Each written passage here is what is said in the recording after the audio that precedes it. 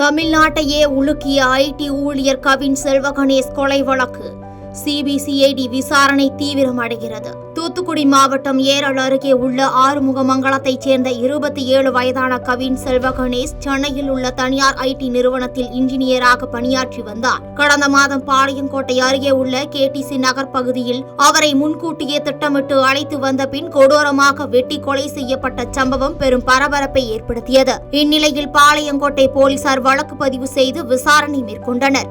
அந்த விசாரணையில் கவினை பாளையங்கோட்டை சப் இன்ஸ்பெக்டர்கள் சரவணன் மற்றும் கிருஷ்ணகுமாரியின் மகனாகிய சுர்ஜித் என்பவர் காதல் காரணமாக கொலை செய்தது தெரிய வந்தது. ஏனென்றால் கவின் சுர்ஜித்தின் அக்கா சுபாஷினியை காதலித்துள்ளார் என்பதுதான் கோபத்துக்கும் கொலைக்கும் அடிப்படை காரணமாக இருக்கிறது என தெரிவிக்கப்பட்டது. இந்த சம்பவத்தில் முதலில் சுர்ஜித் கைது செய்யப்பட்டார். பின்னர் அவரது தந்தை சப் இன்ஸ்பெக்டர் சரவணனும் கைது செய்யப்பட்ட நிலையில் இந்த வழக்கு சிபிசிஐடிக்கு மாற்றப்பட்டதாக அதிகாரப்பூர்வமாக தெரிவிக்கப்பட்டது.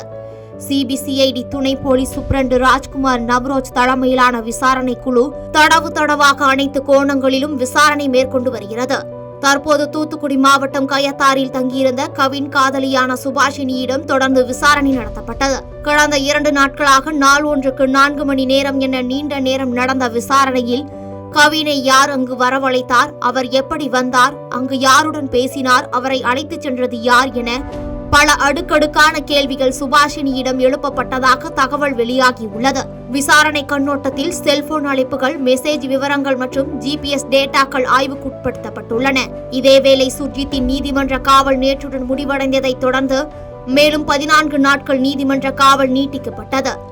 சிபிசிஐடி தற்போது சுர்ஜித்தையும் அவரது தந்தையான சரவணனையும் காவலில் வைத்து விசாரணை நடத்துவதற்கான அனுமதிக்காக நாளை நெல்லை நீதிமன்றத்தில் மனு தாக்கல் செய்யவிருக்கிறது. இந்த வழக்கை 60 நாட்களுக்குள் முழுமையாக விசாரித்து முடிக்க சிபிசிஐடி திட்டமிட்டுள்ளதாகவும் அதற்கான நடவடிக்கைகள் விரைவாக முன்னெடுக்கப்பட்டு வருவதாகவும் தெரிகிறது. செய்திகளை உடனுக்குடன் தெரிந்து கொள்ள கீழ்கண்ட கேபிள் மற்றும் டிடிஎச் நெட்வொர்க்குகளில் எம்நாடு செய்தி தொலைக்காட்சியை காணுங்கள். பாதகம் செய்பவரை கண்டால் நாம் பயம் கொள்ளலாகாது பாப்பா.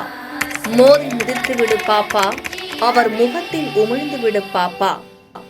அண்மை செய்திகளை உடனுக்குடன் தெரிந்து கொள்ள இணைந்திருங்கள் எம்நாடு தொலைக்காட்சியுடன்.